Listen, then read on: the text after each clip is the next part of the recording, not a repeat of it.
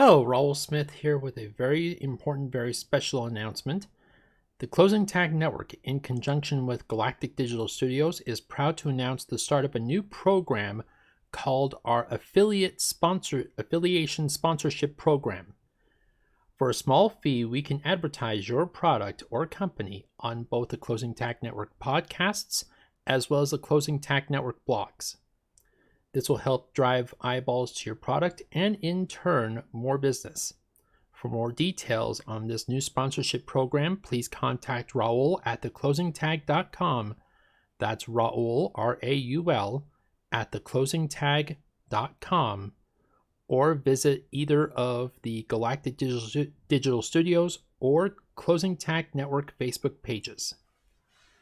And now, on to the reason you clicked on this to begin with.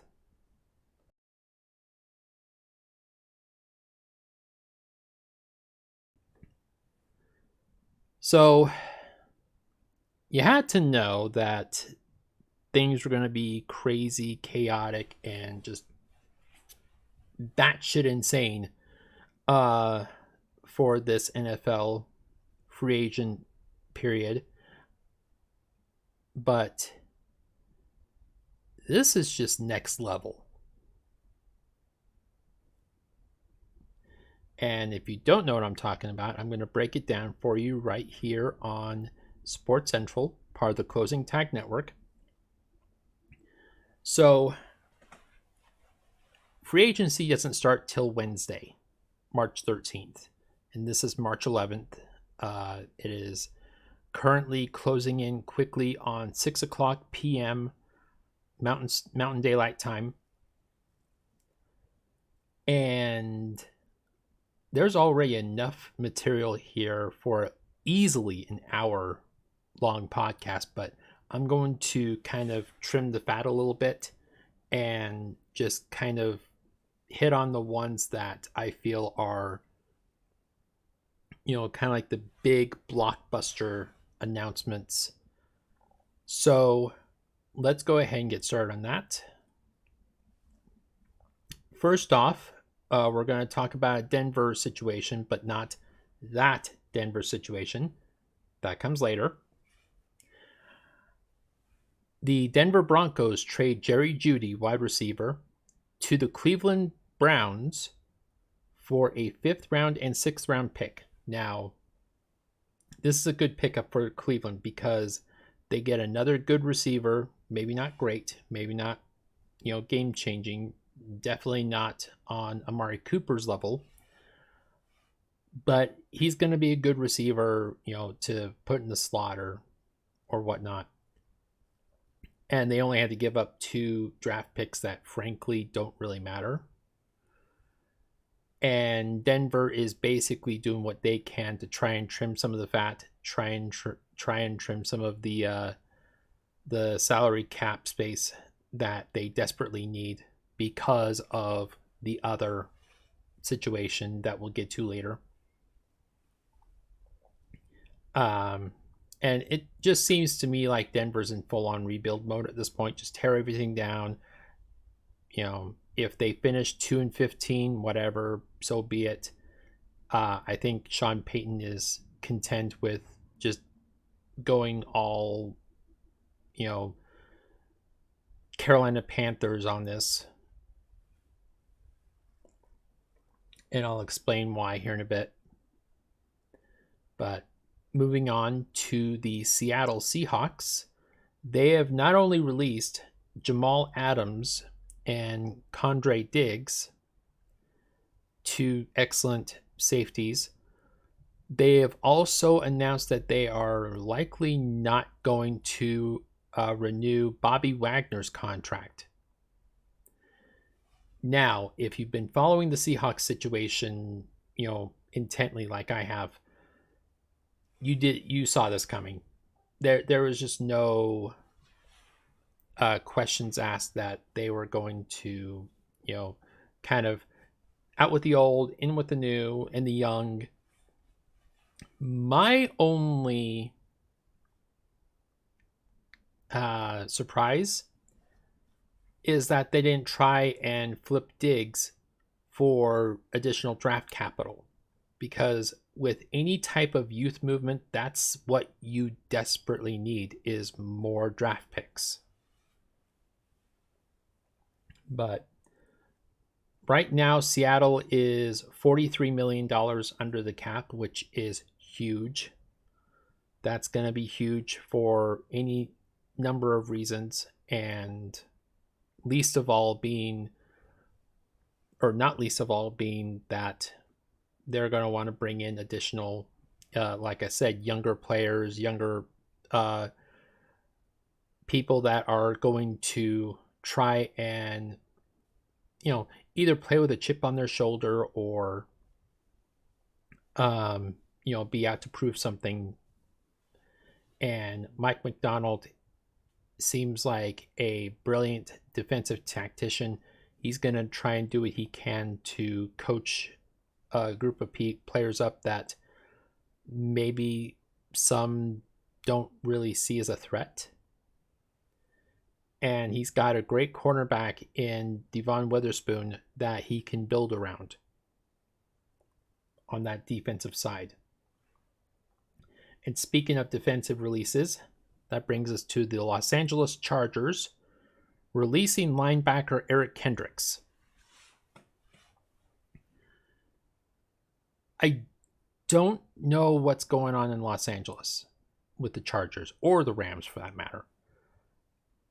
I don't know if they are just fully planning on rebuilding, or if they are going to try and retool around Justin Herbert.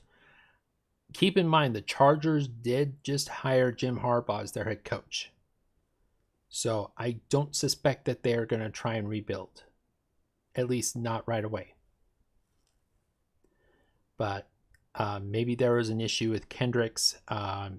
Age may be an issue. I don't know all the details, but I do know that Kendricks is a decent linebacker, decent pass rusher, and I would not be the least bit surprised if a team like Kansas City or Dallas or even Philadelphia, and I'll get to Philadelphia here in a bit, I would not be the least bit surprised if any of them tried to pick him up. And speaking of the NFC East, tight end Zach Ertz has signed a 1-year deal with the Washington Red Command Team. This is a good pickup, depending on who they get in the draft at the quarterback position, or depending on who they ultimately get at the quarterback position. This is a good pickup, good solid pickup. He's a good solid tight end as far as either pass blocking or catching passes. He may not be the fastest anymore. He may, be a step slower, but he did prove last season to be, still quite effective.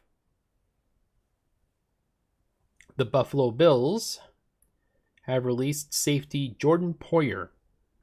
This is a big one because of the fact that Jordan Poyer was basically their de facto defensive captain, with Von Miller, out of commission for most of the season. And I'll get to Von Miller here in a minute. Jordan Poyer, unfortunately, is just a victim of circumstance. Buffalo, much like Denver, is trying to trim as much fat as humanly possible, trying to get under the cap, because right now, before they went on their round of, layoffs and, player releases, they were $40 million over the cap, and that's with the new projection. So Buffalo's doing whatever they can to try and trim the fat. And of course, Von Miller is a huge part of that, because Von Miller had to restructure his contract a little bit to kind of help them out a bit. I think the restructuring only saved them like $8 million. So between all of these player releases and Von Miller's restructuring, Buffalo is in a really tough place right now, because they don't have the draft space or the cap space to really improve. And that defense was a big reason why they were, so good this past season. Going back to Denver, Denver releasing safety Justin Simmons. And again, going back to the theme of defensive captains and safeties, that's going to hurt for the Broncos. And again, we'll get to the elephant in the room here in a bit. Just hold your horses, chill. The Broncos releasing all these players and trading all these players is very similar to Buffalo in that they're trying to trim fat. They're trying to, get as far under the cap as humanly possible so that they can, start bringing some of the younger players, some, better players, I guess you could say, and trying to get as far into the rebuild process as possible. I don't know if I necessarily agree with how they're doing it, but they're basically moving on from the previous regime, I guess you could say. The New Orleans Saints re-signing Tyrann Mathieu to a 2-year deal for $13 million.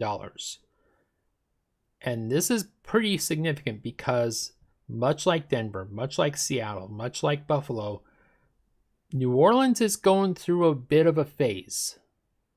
Maybe not a full rebuild, but definitely they're retooling at the very least. And in any kind of situation like that, you need a good veteran presence to kind of help steer the younger players, on the right path. And to me, the Honey Badger is an excellent veteran to keep around in such a situation. I mean, Tyrann Mathieu has had his issues in the past. He's, dealt with situations in his past that, he's come to regret. And, having someone like that on your team, especially a good young team, is going to help kind of make sure that these other players don't repeat his mistakes. The Philadelphia Eagles announced that not only offensive lineman Jason Kelce has retired, but defensive lineman Fletcher Cox has retired as well. And, you just had to know the writing was on the wall for both those guys because they're getting up there in age. They're on the wrong side of 33. Both of them are. And in the case of Fletcher Cox, there's really nothing left for him to do. Jason Kelce, there was a lot of talk that maybe he was going to go sign with the Chiefs for one more run with his brother, but that ultimately didn't end up happening. With Cox, it's more of a matter of, well, I'd like to continue, but physically I just can't.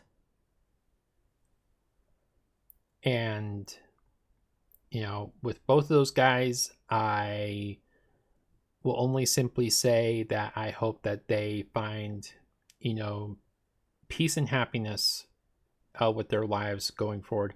A lot of professional athletes, doesn't matter what sport it is, tend to have a very difficult time moving on from their chosen profession. And you see it all the time with football players and basketball players and baseball players. I mean, a lot of them either go into broadcasting or coaching or whatnot. Not very many of them have the ability to kind of say, okay, this was a chapter in my life. That chapter's over. I want to move on with my life. I want to move to a different chapter. I want to go into business, or I want to, open a car dealership or several or whatnot. Not very many athletes do that. And I'm hoping that both Fletcher Cox and Jason Kelsey are able to do that.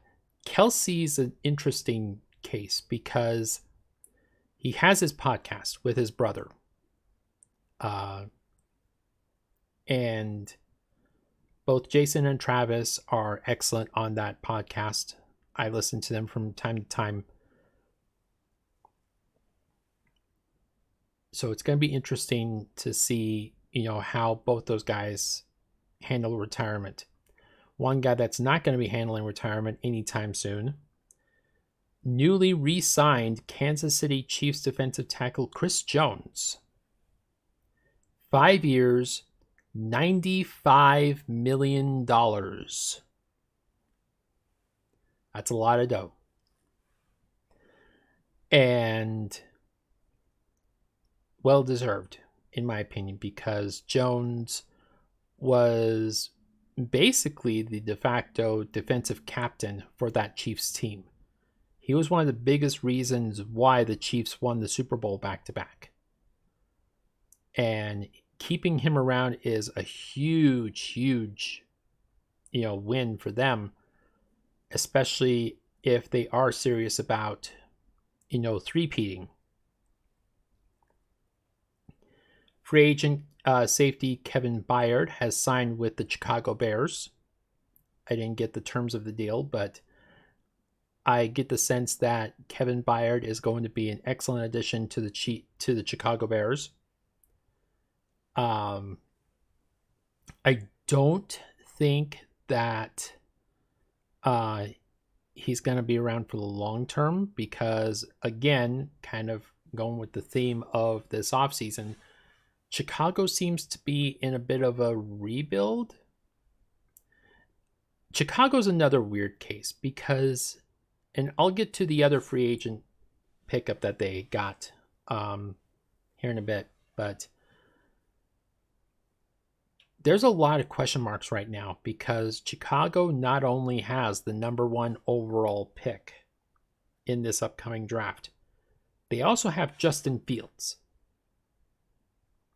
And unless you're keeping Justin Fields around long enough to make sure that Caleb Williams doesn't fall on his ass, I don't understand why you'd want both. Now, is it possible that the Bears are going to use the number 1 pick to draft someone that's not a quarterback? It's possible. But knowing Bears management, that's not how they necessarily roll. Keep in mind, the reason why they have that number 1 pick in the first place is because they had the number 1 pick in the draft last year, traded it to Carolina for this year's first rounder pick, which turned out to be the number 1 overall pick again. And that first round and that number 1 pick last year was used to draft a quarterback. So is it possible that they could draft a non-quarterback with the number 1 pick? Yes. Is it even more possible that they flip that pick and get more draft picks and more players to surround Justin Fields with? Equally, yes.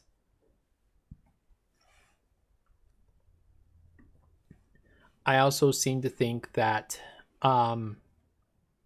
there's a possibility they trade Justin Fields.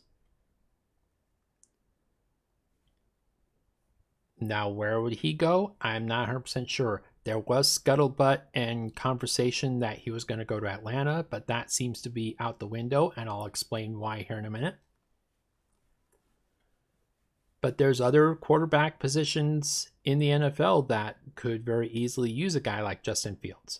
I mean, there's the Vegas situation. There's the Denver situation.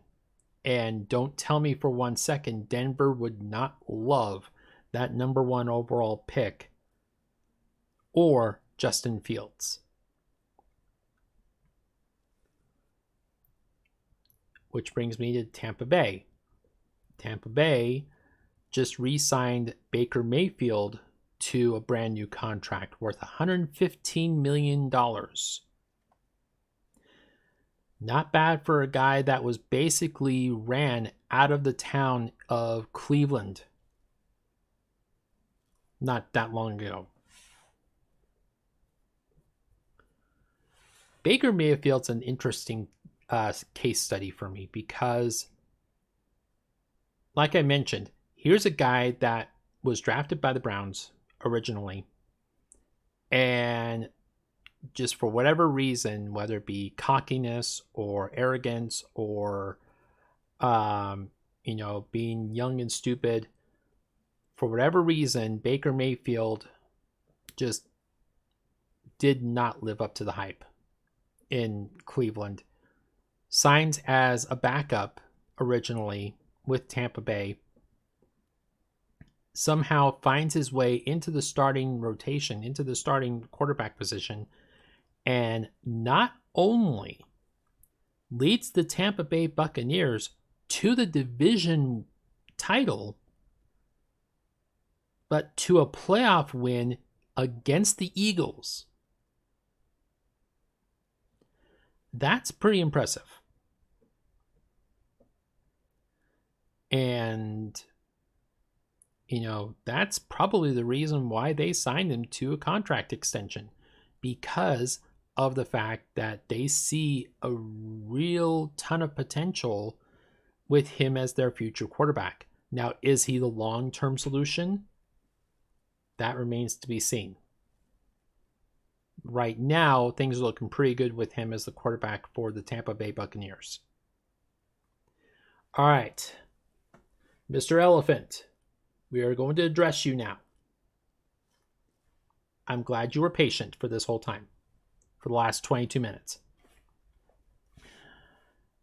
So, in case you've been living under a rock, the Denver Broncos ended up releasing Russell Wilson.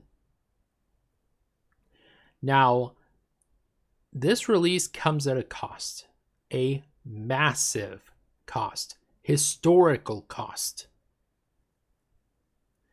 The Denver Broncos, because of this release, basically still owe Russell Wilson $35 million. Not only that, but because they released him at the start of a new contract, they are now eating a dead cap of, are you ready for this? $85 million.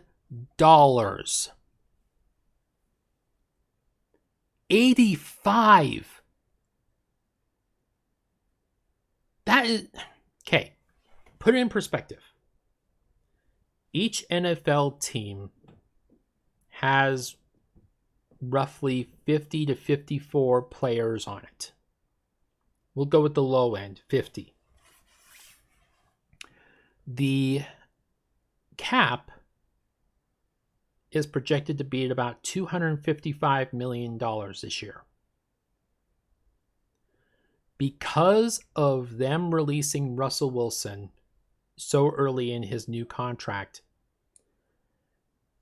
they are now left, the Broncos are now left with only $170 million for this upcoming season to divvy between 50 players.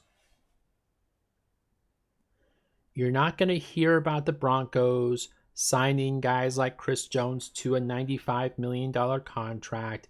You're not going to hear about them signing a guy like Baker Mayfield to $115 million. I mean, they just barely released Justin Timmons. They just barely traded Jerry Jeudy.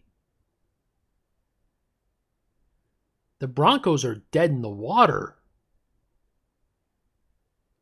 And if not for the fact that I at least have a little bit of empathy for Broncos fans, I would be, laughing at the demise of the Denver Broncos. But this is just sad. I mean, this is monumental bad roster management. And I think a case study needs to be done with just how badly the Denver Broncos managed this entire thing. Not only did they give up a king's ransom to the Seattle Seahawks, thank you, by the way, for Russell Wilson in the first place, but without him even taking a snap in the blue and orange, that hideous orange uniform, they signed him to a historic 5-year contract extension. A contract extension, by the way, that is now biting them in the ass. This needs to be a cautionary tale for any team going forward. That if you want to sign a player to a contract extension, you need to at least make sure that that player is going to be a good fit in your system. And it was clear to me from day one, before anybody suited up for, a training camp, before anybody was drafted, before anything happened, the minute they signed, or traded for rather, Sean Payton as the head coach, it was clear to anyone with a pair of eyes and without any sense of, partiality, rather. It was clear to anybody that could see the writing on the wall that it was not going to work out between Peyton and Russell Wilson. It just wasn't. There's just no way. And we're now seeing the end result of that. And now Sean Payton is left with a roster that is just completely devastated and a salary cap that is practically non-existent. But there's good news for Russell Wilson. He is now being allowed to move on. And move on he shall. Now, the funny part about this whole situation is that Russell Wilson, and it was being joked about for a number of weeks, that if the Broncos were to release Russell Wilson and eat this dead cap, that he could sign wherever he wants. And not only could he sign wherever he wants, he could sign for wherever he wants for however much he wants, or however little. Because unless that new team was going to pay him more than $35 million for 1 year, he was going to get that $35 million from the Broncos no matter what. So theoretically, he could sign for the veterans minimum for 1 year, and then whatever team signed him could then use the remaining cap space. And there was a lot of people speculating that maybe Washington was going to be that team, that maybe he was going to go back to the Seahawks, he was going to go to Vegas, he was going to go this and this and this. Whatever team signed him for that veterans minimum for 1 year could then use whatever cap space they have left to start getting some of the receivers that he needs, to start getting some of the offensive linemen that he needs, to maybe bolster their defense. And it turns out that's exactly what happened. He is signed for a 1 year deal for the veterans minimum, $1.2 million, with the Pittsburgh Steelers.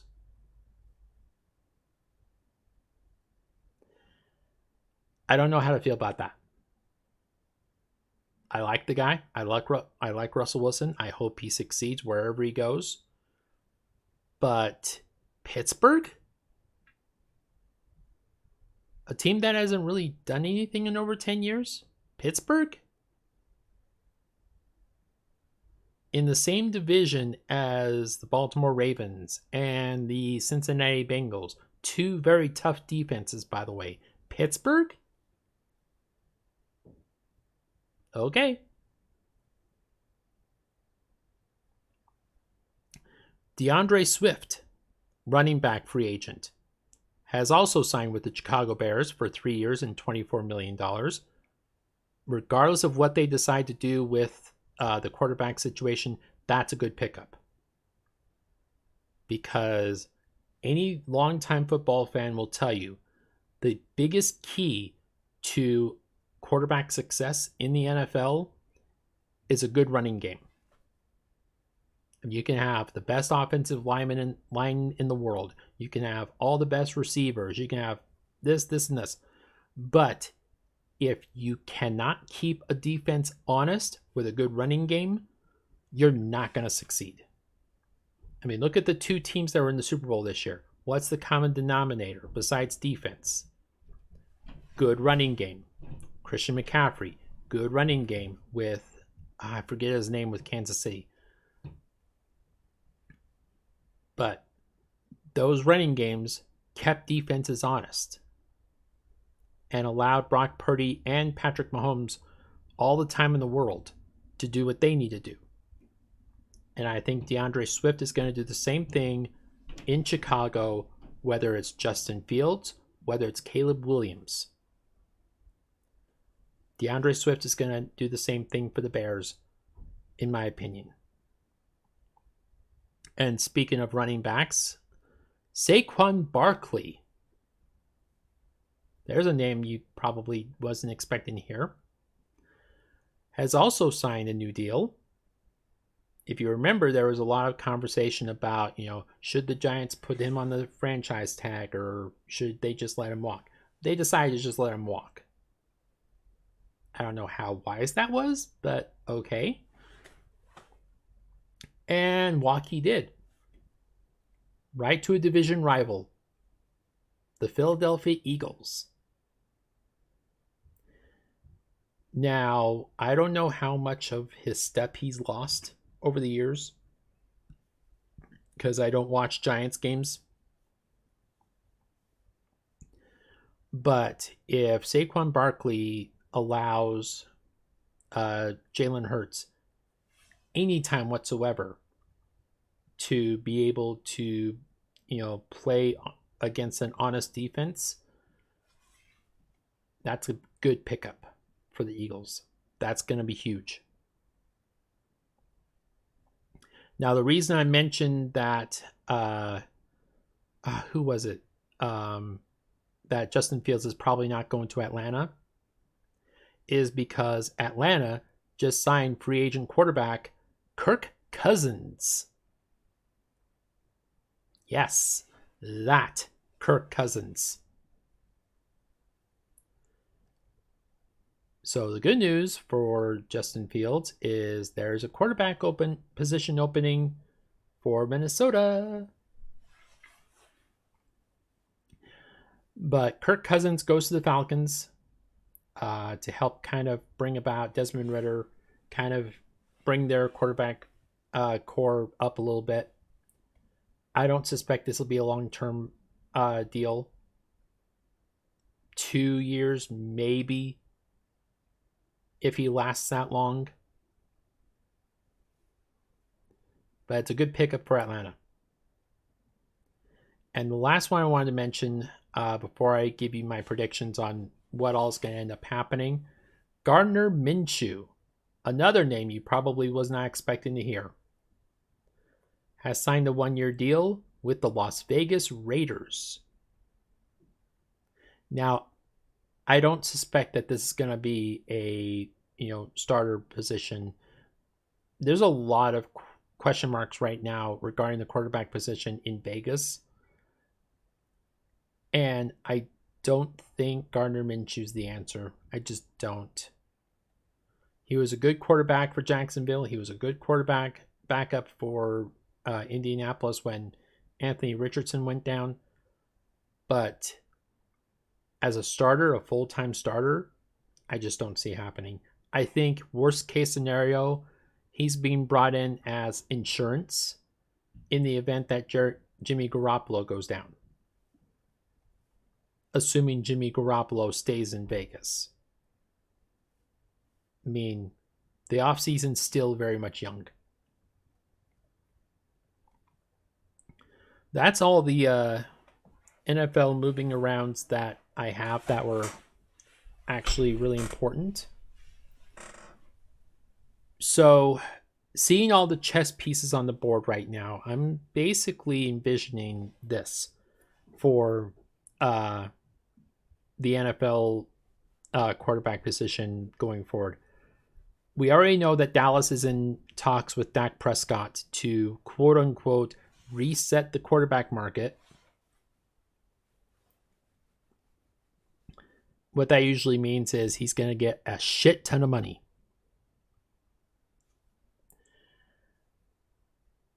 We already know Seattle is pretty much focused on a young quarterback, be it in free agency or the draft, to back up Geno Smith for a year. We already know Arizona is kind of up in the air right now. There's a lot of talk that they're going to bring back Kyler Murray. There's a lot of talk that they may trade Kyler Murray. Nobody knows right now.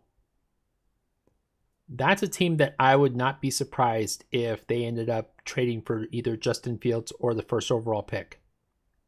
Because Arizona right now has 2 first-round picks this year. One of the few teams that actually has 2 first-round picks. Let me pull up exactly who all else has 2 first-round picks.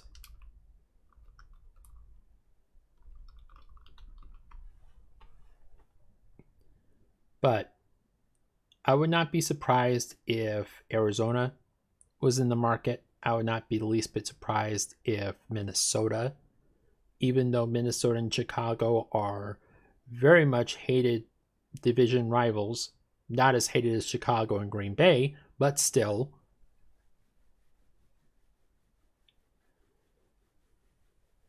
I would not be the least bit surprised if New England, and that's another one that I think there was a news article actually just a minute ago. I saw something pop across my feed. Let me double check real quick here, because that's taken too long. But if I remember correctly, there was at least talks with the New England Patriots and Mac Jones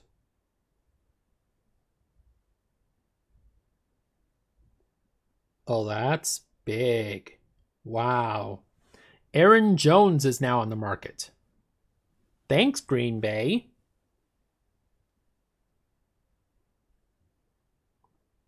So it's another running back that's on the market. Aaron Jones.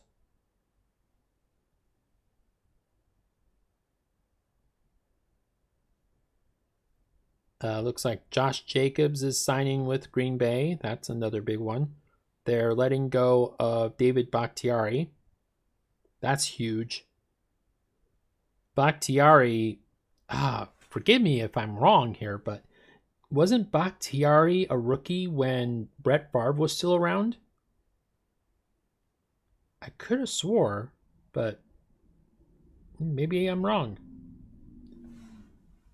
Looks like that article is either not showing up or it got taken down.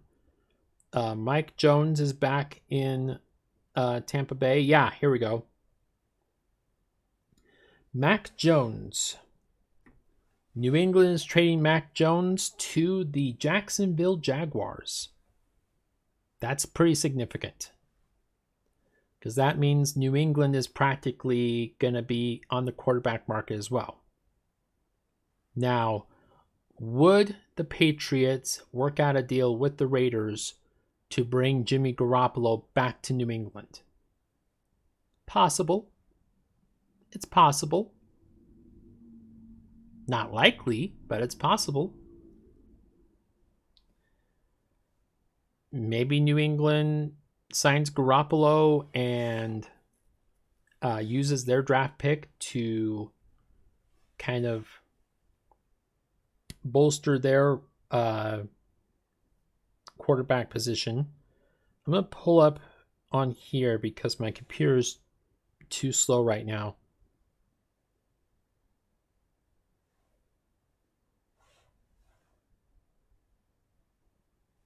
That can go away for a hot minute. Here we go. All right, so Chicago is one of the teams that has 2 first-round picks. So basically, they can do whatever they want at this point. Houston and Cleveland kind of swap picks. Arizona, as I mentioned, has 2 first-round picks. So right now, the only 2 teams that have 2 first-round picks in the draft coming up are Arizona and Chicago. Chicago just happens to have 2 of the top 10. So whoever trades with Chicago is going to have to bring a lot more than just a first-round pick. They're going to have to bring pretty much the king's ransom. I can see New England. I could see Washington. I could see Denver, honestly. I could see the Denver Broncos compounding their terrible decision making to make an even worse one and trade for the number 1 overall pick and draft Caleb Williams and have Caleb Williams basically get fed to the wolves right from the get-go.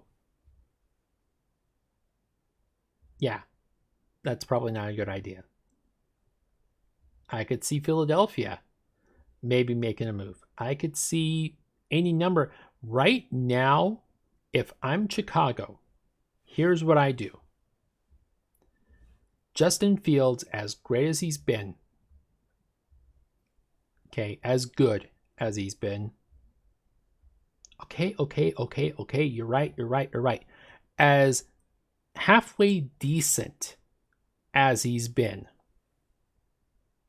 is not Caleb Williams. He just isn't. So I actually trade Justin Fields. I would trade him to Minnesota. I would trade him to New England. I would trade him wherever I possibly can. Trade him to Vegas. He would be worshipped like a god with the Raiders nation.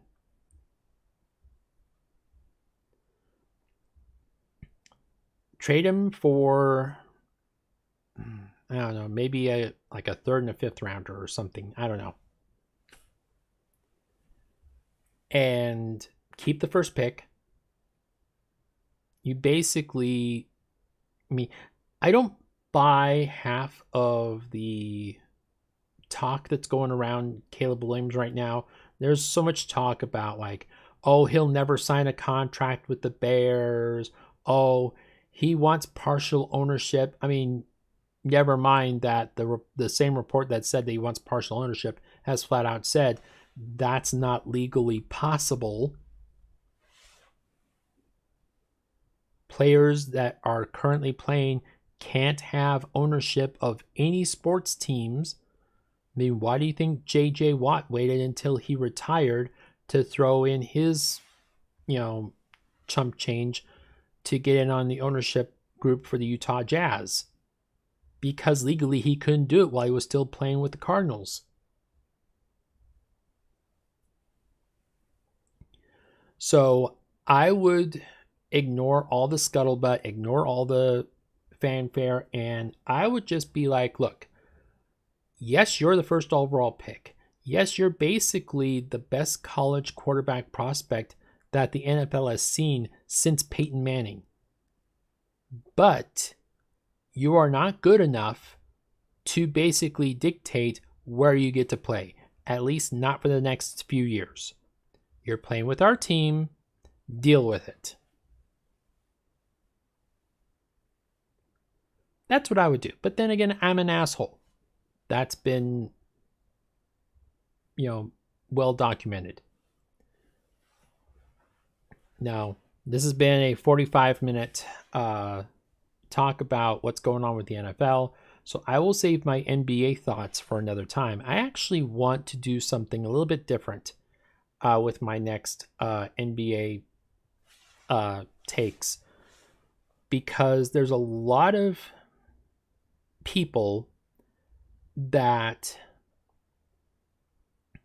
seem to have this weird fascination of trying to convince me that LeBron is the GOAT and I'm wrong and they're right and LeBron is, an almighty God, I am willing to meet these people halfway.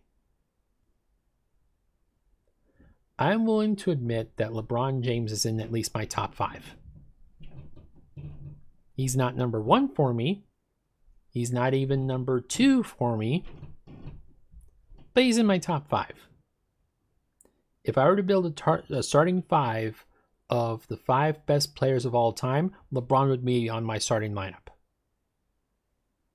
Barely, but he'd be there.